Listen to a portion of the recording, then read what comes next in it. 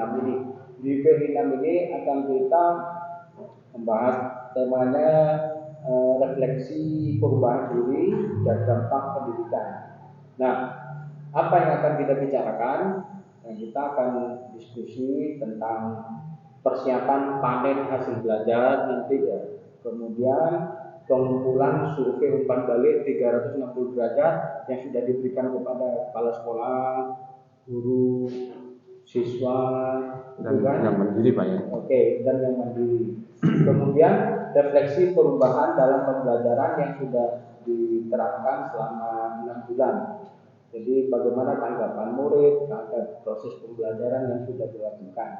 Nah, kemudian kita akan cross check penilaian pemetaan aset ya, diskusi yang sudah dikomunikasikan kepada warga sekolah. Barulah yang terakhir refleksi dan dukungan pemetaan aset secara kolaboratif. Jadi mungkin Pak Yani sudah ya melaksanakan diskusi pemetaan aset kolaboratif. Alhamdulillah sudah Pak. Oke, mungkin ada notulennya Pak, saya cek. Ini laporan identitas asetnya. Oke.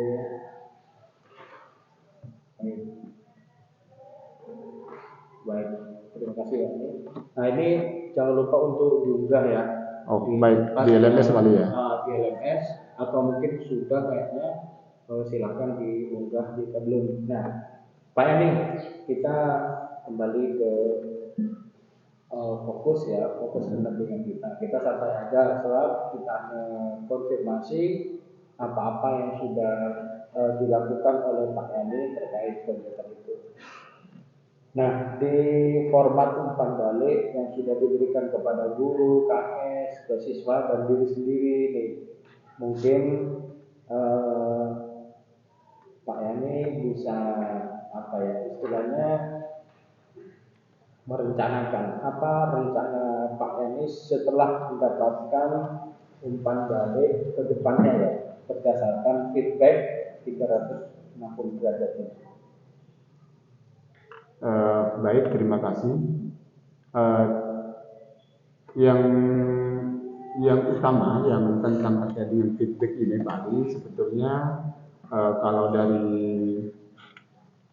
pihak kepala sekolah mengharapkan bagaimana kemudian saya yang sudah 5 bulan atau bahkan sudah masuk bulan ke-6 di pendidikan berpenggerak ini bisa meningkatkan kolaborasi saya terutama kepada rekan sejawat tentang berbagai hal yang tentunya berkaitan dengan konsep-konsep pembelajaran yang memang konsep pembelajaran itu berpihak kepada siswa tentunya. Kemudian tentang bagaimana kita membangun budaya positif di ekosistem sekolah ini. Dan lain hal yang banyak terkait tentunya tentang dengan nilai guru berpenggerak maupun yang lain yang terkait dengan modul-modul yang kita pelajari di pendidikan berpenggerak ini. Oke. Berarti dalam meningkatkan kompetensi guru bergerak nanti mungkin Pak Yani melibatkan beberapa pihak. Jadi artinya meningkatkan kompetensi guru bergerak itu nggak bisa sendiri, butuh saran masukan dari orang lain ya. Nah, kira-kira pihak siapa saja yang mesti dilibatkan dalam peningkatan kompetensi guru bergerak nanti? Yang pertama yang tentunya yang perlu dilibatkan dalam hal ini adalah kepala sekolah, bagaimana dia sebagai penentu kebijakan di sebuah lembaga, kemudian rekan guru sejawat yang memang kami selalu berkoordinasi terkait pengembangan diri maupun pengembangan yang sekiranya itu bisa membawa dampak negatif kepada perkembangan yang terjadi dalam konsep-konsep pembelajaran maupun kegiatan-kegiatan lain yang memang arahnya itu ke arah bagaimana kemudian sebuah lembaga itu bisa berkembang lebih maju lagi. Kayak gitu ya. Nah, kemudian setelah belajar 6 bulan ini, Pak Yani kan sudah banyak belajar modul, aksi nyata dan lain sebagainya ya. Mungkin Pak Yani apa yang dirasakan terhadap perubahan. Saya sebelumnya belum bisa ini, setelah ikut PGP bisa ini, dan perubahan-perubahan apa yang paling dirasakan terkait dengan kompetensi Pak Yani sebagai guru penggerak nanti, insya Allah. Terutama yang paling saya rasakan secara pribadi, karena memang berangkatnya ini saya mengikuti pendidikan ini memang dari faktor hati saya sendiri, artinya berasal dari motivasi internal intrinsik ya dari saya sendiri, sehingga tujuan saya untuk mengikutinya memang untuk mengembangkan kompetensi diri, terutama bagaimana kualitas pembelajaran saya kepada siswa itu betul-betul memang berpihak kepada siswa. Jadi seolah-olah ketika saya ikut pendidikan ini ada semacam injeksi motivasi kepada saya sendiri. Ada semacam tercuci kembali otak saya, sehingga motivasi yang semula yang tidak saya dapatkan, yang tidak saya miliki di dalam diri saya itu, setelah mengikuti pendidikan guru penggerak ini luar biasa luar biasa impactnya kepada saya, terutama kepada tentang pembelajaran yang memang berpihak kepada murid, bagaimana saya bisa menjadi betul-betul menjadi amung kepada murid, bagaimana saya bisa memerdekakan belajar murid, kemudian bagaimana saya bisa mengantarkan mereka pembelajarannya terutama sesuai dengan kodrat alam dan kodrat zamannya, sehingga mereka bisa menyelesaikan diri, bisa siap dengan segala kondisi yang memang tuntutan paradigma pendidikan pada akhir-akhir ini sudah sangat sangat dituntut kepada pendidik, terutama kan merasa lucu ketika kita menuntun peserta didik kita untuk selalu belajar, tetapi kemudian gurunya sendiri enggan untuk belajar. Nah, karenanya saya berangkat dari pengalaman itu, guru memang harus menjadi pembelajar sepanjang hayat. Oke, nah guru menjadi pembelajar sepanjang hayat dan guru menuntun anak sesuai dengan kodrat. Kira-kira dari 6 bulan masa pendidikan Pak Yani, mungkin melihat perubahan-perubahan yang terjadi di murid Pak Yani. Kalau tadi perubahan diri, nah sekarang apa perubahan yang terjadi pada murid yang sempat Pak Yani resam, yang sempat Pak Yani rasakan dan lihat? Yang terutama yang perubahan-perubahan mendasar yang terjadi pada murid saya, terutama terkait dengan motivasi belajarnya, di mana sebelumnya karena memang model-model pembelajaran itu ala kadarnya, tetapi setelah saya mengikuti pendidikan ini, saya bisa memahami bahwa di situ di pembelajaran itu ada unsur pembelajarannya yang berdiferensiasi, kemudian ada KSP-nya, ada budaya positifnya, sehingga ketika saya menerapkan konsep-konsep tersebut dalam konteks pembelajaran kepada siswa, maka siswa kemudian bisa merasa terlahir kembali, motivasinya menjadi lebih meningkat, kemudian pembelajarannya di kelas itu semakin semua merasa terlibat. Artinya sudah tidak ada siswa yang merasa tidak bisa sendiri. Jadi di dalam suatu komunitas kelas itu semua siswa itu merasa aktif, merasa diberdayakan, mereka semua sudah merasa terlayani, dan saya pastikan siswa saya merdeka belajar dan mereka bahagia ketika belajar. Oke, jadi intinya memang siswa bahagia gitu ya. Nah, selama perjalanan 6 bulan PGP ini apakah memuaskan bagi Pak Yani pelatihannya, atau sebenarnya PGP ini sepertinya kurang perlu deh, atau sangat memuaskan? Jika memuaskan, apa yang bisa membuat Pak Yani itu merasa puas dengan PGP? Tentu saya sangat merasa puas dengan pendidikan guru penggerak ini, di mana waktu pendidikannya ini memang betul-betul mengupgrade, katakan bisa, kalau bisa dikatakan seperti itu, bisa mengupgrade karakter atau watak atau cara berpikir seorang guru menjadi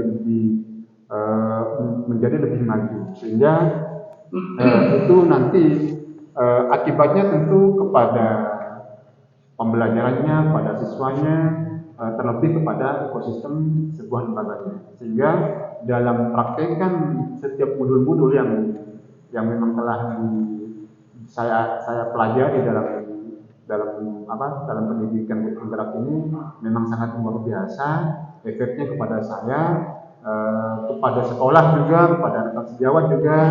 Teman-teman sudah merasakan bagaimana kita cara berkolaborasi, terutama dalam hal-hal yang memang secara prinsipil dalam konteks yang terkait dengan pembelajaran di kelas.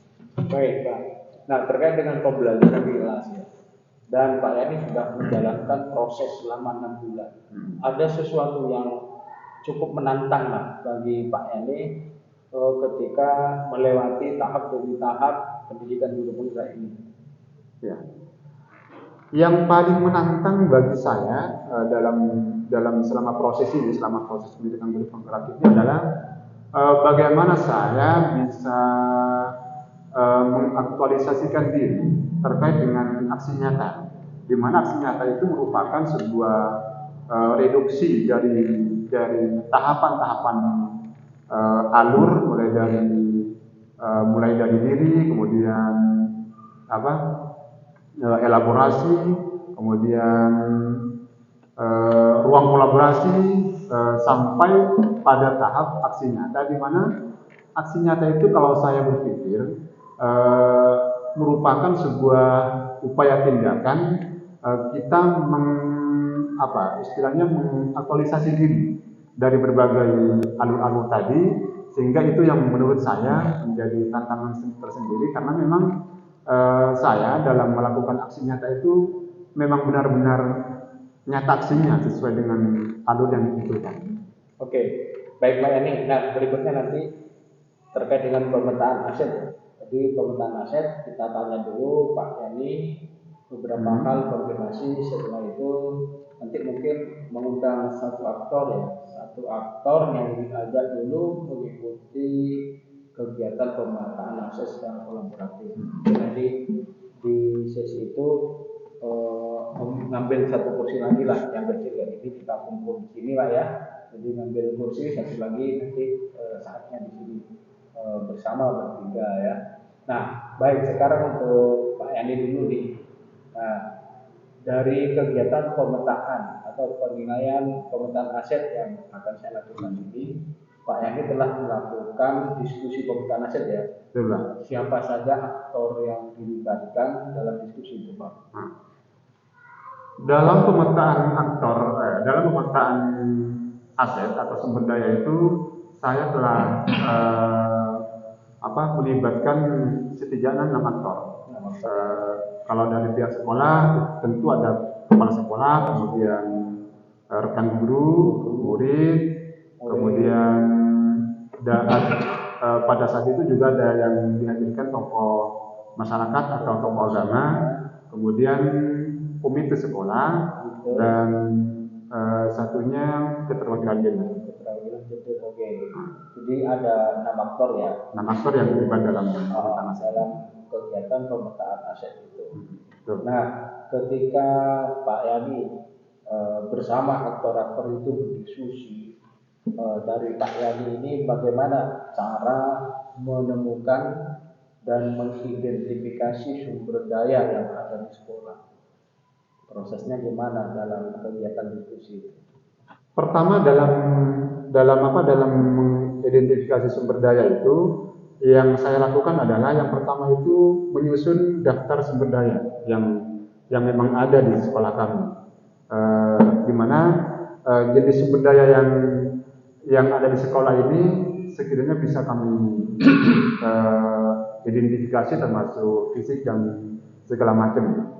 Kemudian setelah langkah yang kedua, setelah saya melakukan identifikasi tentang sumber daya yang ada di sekolah itu, yang kedua saya selalu meningkatkan komunikasi secara intensif kepada semua ekosistem sekolah. Tentunya dalam kegiatan tersebut saya dapat menggali lebih dalam tentang apa sih aset-aset yang kita miliki, atau benarkah aset-aset yang ada itu menjadi sebuah kekuatan tentunya bagi kita sebagai sebuah lembaga. Kemudian setelah berhasil saya identifikasi, kemudian komunikasi secara intensif sudah saya lakukan kepada semua ekosistem atau bahkan yang terlibat dengan hal ini. Langkah yang ketiga yang saya lakukan adalah menginventarisir. Jadi aset itu saya inventarisasi, aset apaan yang ada, kemudian yang bisa dimanfaatkan, dan itu merupakan kekuatan bagi kita. Oke, gitu ya. Nah, tentu saja mungkin barangkali ya, ketika Pak Erlangga berdiskusi itu ada tantangan, ada kendala dalam mengidentifikasi aset. Jika ada kendala, kemudian solusi apa atau bagaimana cara Pak Eni mengatasi hambatan-hambatan yang dalam ini? Hambatan yang pertama yang paling saya rasakan dalam dalam mengidentifikasi aset atau sumber daya itu adalah yang pertama tentang keterbatasan waktu. Ini yang merupakan tantangan pertama bagi saya, di mana mestinya ketika kita mengidentifikasi sebuah aset itu bukan butuhkan waktu yang sebentar, tapi paling tidak rentang waktunya itu agak lumayan panjang, sehingga kita dalam memetakan aset itu bisa lebih kita gali lagi menjadi, atau bisa diperkaya lagi aset-aset apa yang sekiranya belum kita inventarisasi ke dalam aset ini. Kemudian yang kedua mungkin setelah kami lakukan diskusi kolaboratif tadi itu pada hari yang lalu itu tentang keterbatasan informasi, di mana memang informasi ini menjadi hal yang penting dalam menggali kekayaan aset atau potensi kita. Yang ketiga, yang tantangan yang saya hadapi itu adalah tentang tantangan administratifnya, di mana saya sebagai salah satu aktor di dalamnya itu aset-aset yang telah berhasil didiskusikan melalui diskusi kolaboratif itu ada tantangan terkait dengan bagaimana cara mengadministrasikan hasil-hasil aset yang telah kita gali secara kolaboratif tadi. Begitu ya. Nah, kemudian Pak Eni, gimana perasaan Pak Eni setelah berhasil mengidentifikasi sumber daya sekolah? Nah itu. Perasaan tentu ada senangnya juga, ada senangnya. Tapi lebih banyak yang saya rasakan itu adalah perasaan yang senang, tergantung dengan konteks atau pencapaian-pencapaian dalam menggali aset-aset yang ada itu. Tentu misalkan ketika kita berhasil dalam menggali aset itu, tentu ini menjadi sebuah kesenangan bagi saya, tentunya menjadi sebuah kepuasan bagi saya kalau memang berhasil menggali aset itu secara utuh, yang nantinya itu diharapkan menjadi sebuah kekuatan untuk kita. Kemudian perasaan yang lain, saya merasa optimisme tinggi, kemudian juga merasa termotivasi untuk lebih menggali lagi tentang aset-aset apa yang belum dapat kita inventarisir seperti itu. Baik. Di sekolah ini sumber daya itu banyak, asetnya banyak. Itu ada pertimbangan-pertimbangan khusus untuk memanfaatkan aset dalam kegiatan pembelajaran. Nah, menurut Pak Yani, apa pertimbangan Pak Yani mengidentifikasi sumber daya yang ada di sekolah? Dan tidak mungkin semuanya dapat digunakan di kelas misalnya. Ya, jadi pertimbangan apa Pak Yani mengidentifikasi sumber daya yang mungkin bisa dimanfaatkan di kelas? Tentu pertimbangannya adalah ke arah ke arah kebutuhan siswa, di mana memang aset itu kalau kita arahkan menjadi kebutuhan yang berbasis kepada kebutuhan siswa, tentu ini menjadi sebuah identifikasi pemetaan aset yang menurut saya sangat luar biasa, menjadi sebuah keberhasilan bagi saya. Kemudian juga ke program pendidikan atau ke kurikulum, di mana pendidikan tinjauan kurikulum itu adalah merupakan pertimbangan yang menurut saya paling mendukung keterlaksanaan bagaimana kurikulum itu diterapkan dalam sebuah lembaga. Berikutnya mungkin terkait dengan anggaran. Bagaimana ketersediaan anggaran itu di sebuah lembaga itu memadai atau tidak, sehingga dalam hal ini itu tentunya menjadi sebuah pertimbangan terkait dengan pemetaan atau penggalian aset atau sumber daya sekolah ini. Yang kemudian tentang satunya tentang keberlanjutan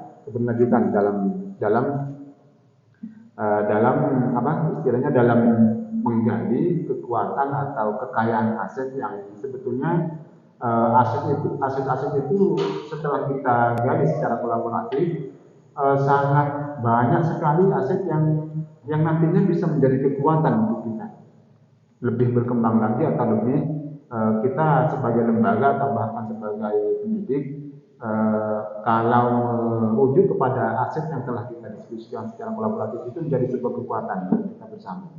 Baik, tentunya di samping itu Pak Ali, juga saya sangat membutuhkan partisipasi komunitas, kemudian dukungan semua stakeholder yang terkait dengan lembaga ini, sehingga semua aset yang berhasil kita gali itu betul-betul menjadi sebuah kekuatan kepada kita semua.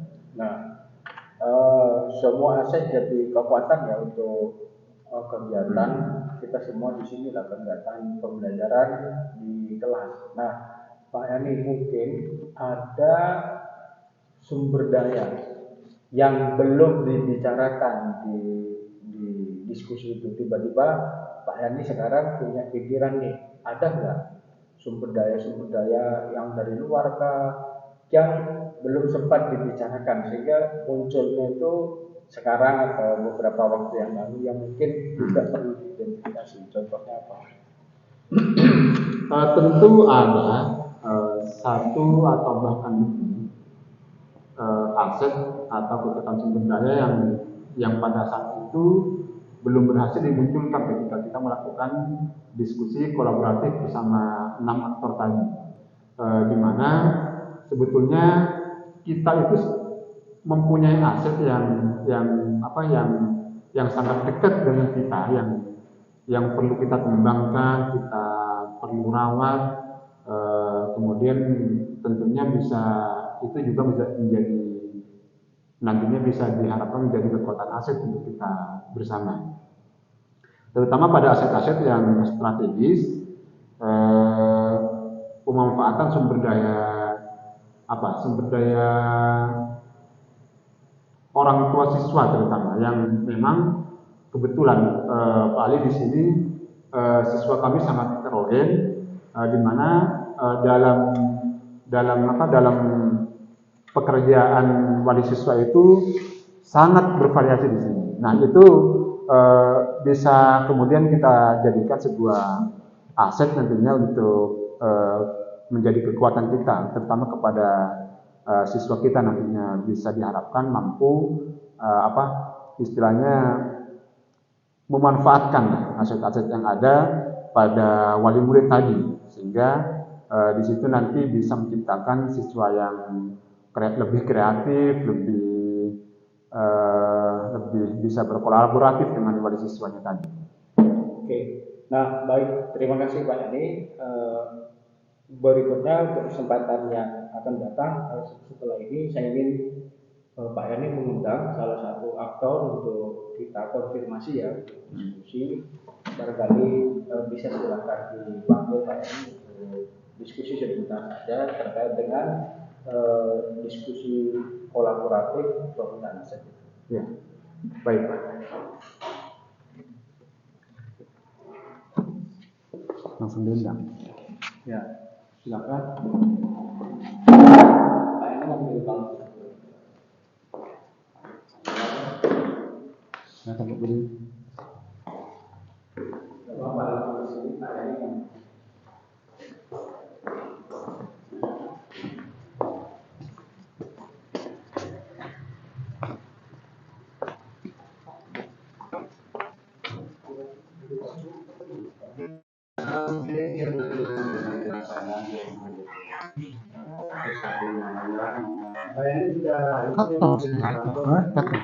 Untuk gratis.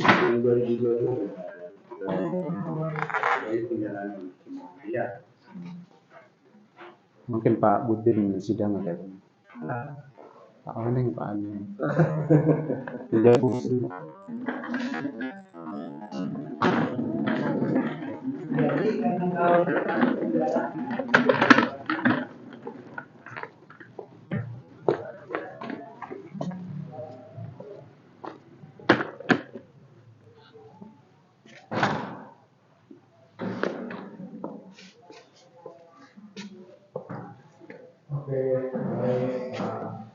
Dengan Bapak ini masalah itu dalam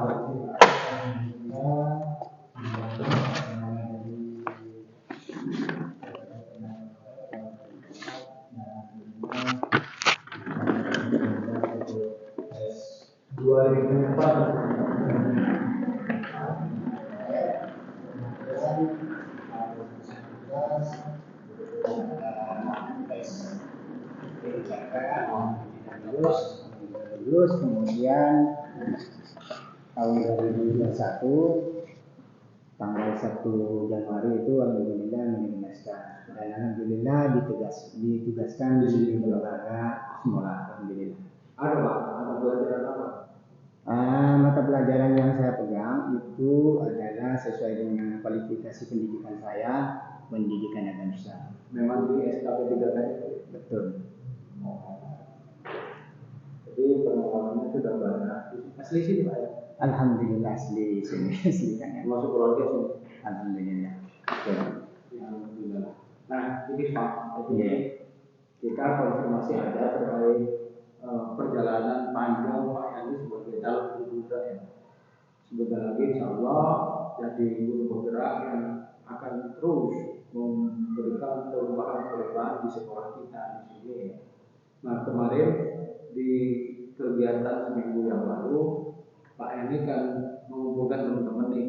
Jadi ada guru, kepala sekolah, mungkin ada wali murid dan sebagainya dalam diskusi pemetaan sumber daya, pemetaan aset. Nah di situ Bapak juga ada kan? Nah di situ. Jadi tahulah tentang diskusi-diskusi yang disampaikan oleh Pak Yani. Nah Pak Budin, menurut Pak Budin ketika rapat itu bagaimana Pak Budin itu mengusulkan tentang sumber daya yang akan digunakan yang ada di sekolah. Misalnya di sekolah ini kita banyak punya sumber daya ini, aset ini. Nah, yang Pak Budin sampaikan di kegiatan itu semacam apa? Alhamdulillah kemarin saya menyampaikan kebetulan di sini juga ada ruang musalla sebagai sarana peribadatan karena kita sebagai umat Islam. Alhamdulillah dengan hasil itu saya mengusulkan untuk peningkatan sumber daya manusia dalam hal religius. Jadi kemarin saya juga mengusulkan tentang adanya kegiatan salat duha pagi hari, kemudian salat duhur setelah selesai jam pelajaran sekolah, akhirnya pada saat waktunya salat duhur. Itu kemudian saya usulkan untuk dimasukkan sebagai aset karena alhamdulillah peningkatan religius ini juga bisa menunjang terhadap karakter pendidikan anak dan khususnya juga peningkatan pendidikan sekolah di situ. Itu yang kemarin saya usulkan. Itu Pak, jadi untuk meningkatkan kompetensi keagamaan siswa memang perlu digali ya. Artinya siswa itu perlu memang diajak dengan karakter positif, religiusitas, keagamaan ya. Salah satunya pemanfaatan sumber daya di sekolah berupa musola ya. Jadi digunakan, apalagi sampai digunakan untuk sholat Jumat, ada sholat berjamaah, itu kan sangat baik Pak. Itu dilanjutkan untuk terus ditingkatkan. Nah, Pak Udin mungkin ada kendala dalam mengidentifikasi, misalnya seperti musola tadi, kita usulkan untuk memaksimalkan dalam kegiatan siswa. Mungkin dalam mengidentifikasi itu ada kendala, Pak. Tidak mulus-mulus saja ya namanya program. Mungkin Pak Udin menemukan kendala-kendala yang diusulkan terkait sumber daya, kemudian bagaimana pemecahannya menurut Pak Udin sendiri? Alhamdulillah menjadi persoalan ini pada saat jadwal siswa itu pada saat jam pelajaran di kelasnya itu jam pelajaran olahraga. Karena pada saat jam pelajaran olahraga itu tentunya siswa memakai seragam olahraga. Jadi untuk busana untuk salat berjamaah ini mungkin yang perlu dipersiapkan lebih awal. Ini yang menjadi kendala. Akhirnya kami menyarankan kepada siswa yang pada saat itu jam pelajarannya adalah guru jam olahraga, kami menyarankan untuk membawanya dimasukkan ke dalam tas. Dan ini ada saja yang memang pada saat itu ada yang lupa. Jadi tidak keseluruhan. Namun saya juga yang memang pada saat itu tidak membawa, saya sarankan untuk juga hadir dan melakukan salat berjamaah di rumahnya. Tapi dia tidak diizinkan untuk pulang. Begitu ya. Nah, kemudian Pak Udin, gimana perasaan Pak Udin setelah berhasil mengidentifikasi budaya, mengusulkan, kemudian diakomodir untuk dilaksanakan? Gimana perasaannya? Alhamdulillah kami merasa bangga karena saya pribadi selaku guru agama punya cita-cita besar dalam rangka meningkatkan akhlak. Dan salah satu peningkatan akhlak ini dari bagaimana perwujudan ibadahnya siswa di sekolah itu bisa dilihat secara langsung. Namun selain itu juga Pak, ini mungkin juga yang sempat saya lupa utarakan yaitu tentang masalah aset. Saya juga punya program infak Jumat. Ini kemudian juga kami usulkan kemarin. Program infak Jumat ya. Infak Jumat. Ini infak Jumat ini mereka kepada siswa saya sarankan mungkin ada sisa dari uang saku yang untuk beli jajan yang mungkin mereka rela dengan ikhlas untuk menyumbangkan sebagai dana infak untuk kelak di akhirat nanti. Alhamdulillah dari program ini antusiasnya luar biasa siswa termasuk juga orang tua siswa. Jalan ya. Alhamdulillah jalan. Ada kota infak atau betul ada kota infak yang memang ini siswa yang menjalankan, cuma kami selaku guru agama mendampingi aja di kelas karena ini mulai dari kelas 1 sampai kelas 6. Dan alhamdulillah program ini berjalan dan sudah terrealisasi. Kami juga sudah merealisasikan, mendistribusikan dengan bentuk bantuan sembako. Jadi uang yang infak ini kemudian saya kelola, kemudian diwujudkan dalam bentuk sembako, yaitu beras, telur dan sebagainya untuk kepada siswa yang pertama, kepada siswa yang orang tuanya salah satunya meninggal, terutama yang ayahnya. Alhamdulillah ini terrealisasi dan alhamdulillah masyarakat manfaatnya dirasakan ya. Oke. Nah, kemudian gimana Pak Budes itu setelah melaksanakan program-program itu ya, memilih aset-aset ini, mengidentifikasi ini, terutama pemanfaatan musola. Pertimbangan utamanya apa Pak? Memilih aset itu untuk kegiatan siswa. Pertimbangannya adalah yang pertama sebenarnya banyak aset yang ada di sekolah selain musola ini banyak. Namun karena ini merupakan kompetensi yang saya miliki, saya juga harus berpikir ke sana sesuai dengan bidang saya. Nah, jadi dengan adanya musola ini tentunya saya berpikir kalau ini tidak difungsikan ini merupakan hal yang mustahil. Kemudian menjadi sebuah dampak ke saya bahwa saya selaku agama berarti saya tidak searah dengan ajaran agama. Jadi dengan masalah ini kemudian saya berpikir untuk juga bagaimana selain kegiatan pembelajaran agama di kelas, kami juga harus meningkatkan peribadatan, salah satunya salat dua dan salat berjamaah. Oke. Nah ini yang terakhir Pak ya. Mungkin Pak Butin ada sumber daya yang belum dipikirkan atau belum diusulkan saat diskusi kolaborasi, lalu tiba-tiba ada ingat Pak, oh iya ya saya kok nggak mengusulkan ini, mungkin ada Pak itu apa mungkin kalau ada? Yang sering memang tidak menjadi agenda karena dan tidak kadang terrealisasi ini pada saat kegiatan hari-hari besar Islam. Oke. Ya, seperti misalnya Maulid Nabi, Isra Mi'raj. Tahun kemarin alhamdulillah Lembaga SD Negeri 1 melaksanakan kegiatan Maulid Nabi dan pada saat berikutnya Isra Mi'rajnya yang mungkin karena keterbatasan waktu, karena kekaitan dengan kegiatan ini juga saya harus mengkomunikasikan dengan orang tua siswa yang akan dilibatkan. Jadi ini mungkin tidak semuanya terrealisasi. Pernah korban bareng nggak di sini Pak? Mewujudkan korban? Alhamdulillah pernah. Alhamdulillah pernah. Namun itu dari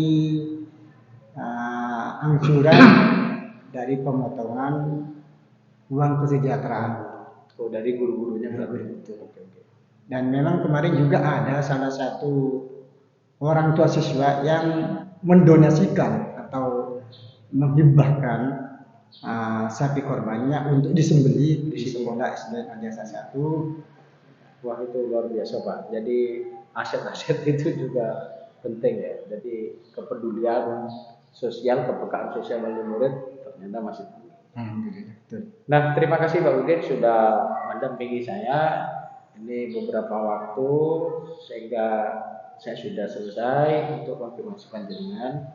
Silahkan panjenengan diizinkan untuk kembali ke kelas ya atau mengajar sesuai dengan tugas dan fungsi pokoknya. Terima kasih sekali lagi atas kerjasamanya. Mudah-mudahan terus bisa mengembangkan diri. Amin. Oke, monggo silakan.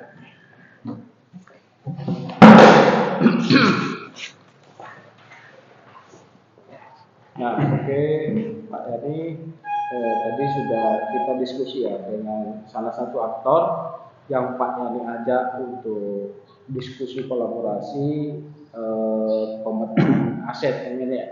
Nah, berikutnya kita akan mendiskusikan tentang persiapan menuju panen hasil belanja. Nah, bagi Pak Yani nih, sebentar lagi akan menuju puncak di Lokakarya 7. Lokakarya 7 itu ada 2 hari. Hari pertama kelas berbagi, hari pertama kelas belajar, hari kedua kelas berbagi.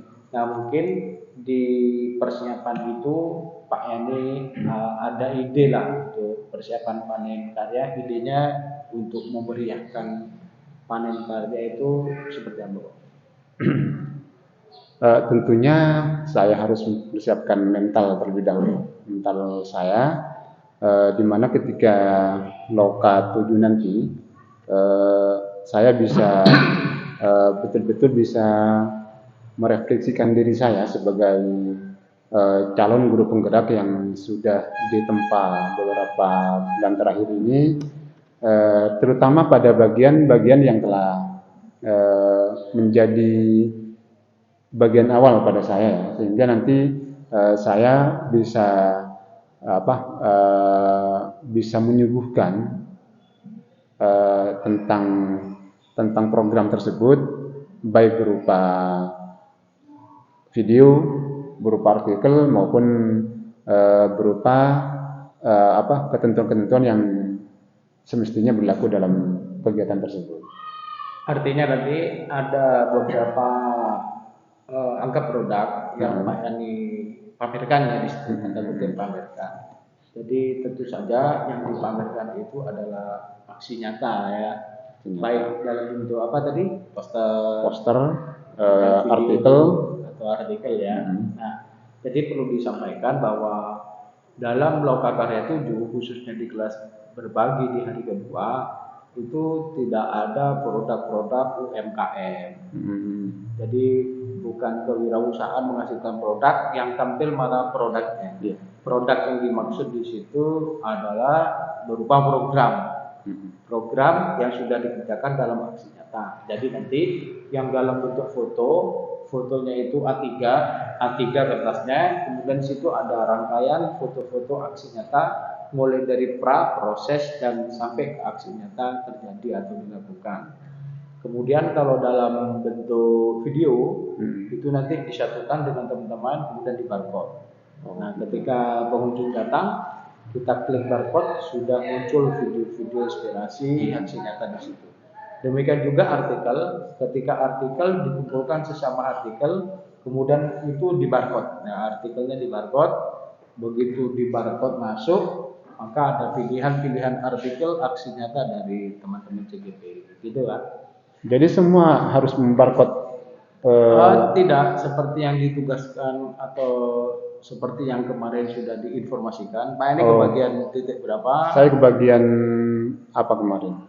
Nah, itu visi guru penggerak. Nah, di situ dibuat aksi nyata visi guru penggerak, dibuat poster A3, dirangkai fotonya. Posternya dalam bentuk kertas saja. Kertas apa banner? Dicetak kertas A3. Oh, kertas ya, bukan banner tuh.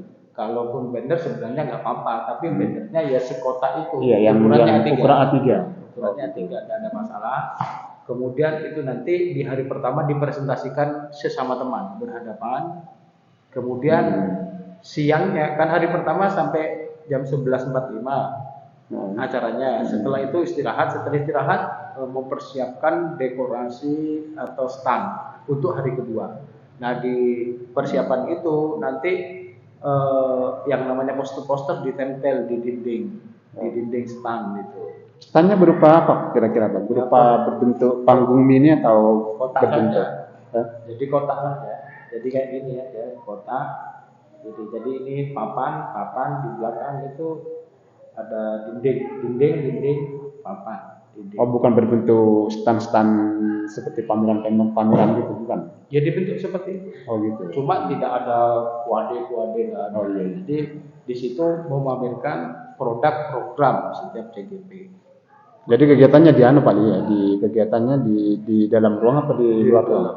Dalam ruang. Nanti kalaupun di luar ruang tetap ada standnya. Oh gitu. Penting nanti satu kelas besar, satu ruang besar itu terdiri dari 5 kelompok, Pak. 5 stand. Satu stand isinya 2 PP, berarti 14 CGP. 14 CGP itulah yang akan membentuk stand itu seperti apa. Itu ya.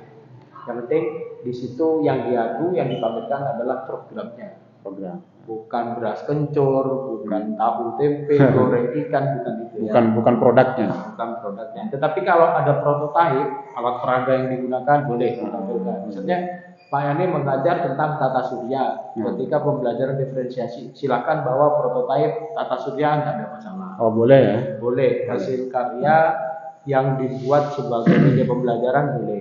Kalau dalam bentuk video presentasi, maka di situ dimasukkan ke dalam satu file video, kemudian di barcode dengan temannya yang lain nanti.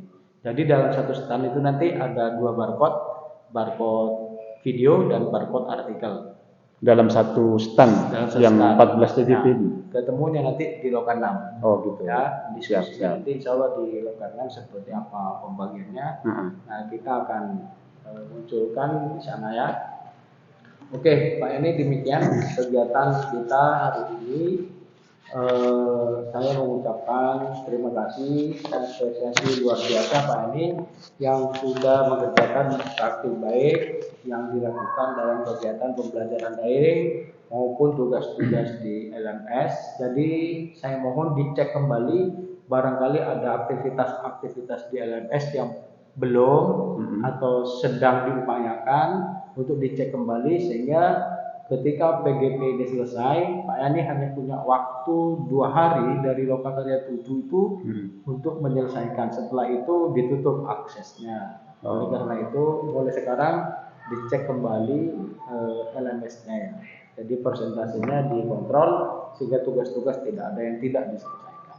Ya, mudah-mudahan lah bisa kami upayakan memang. Oke. Kemudian untuk selanjutnya tetap melakukan perubahan sebagai guru penggerak setelah lulus di PGP ini untuk tetap menggerakkan, mengimbaskan kepada teman-teman keilmuan-keilmuan di PGP. Oke. Baik Pak Eri, terima kasih dari saya. Apabila ada kekurangannya, saya mohon maaf yang sebesar-besarnya. Ini PI terakhir, tetapi selanjutnya tetap bisa berkolaborasi dan berkomunikasi untuk saling berdiskusi. Demikian dari saya akhiri. Assalamualaikum warahmatullahi wabarakatuh. Salam. Selamat dan sukses. Terima kasih Pak Ali sudah atas semua bimbingannya kepada saya. Kita akan kembali ke tugas saya selanjutnya. Baik Baik gitu ya. Iya.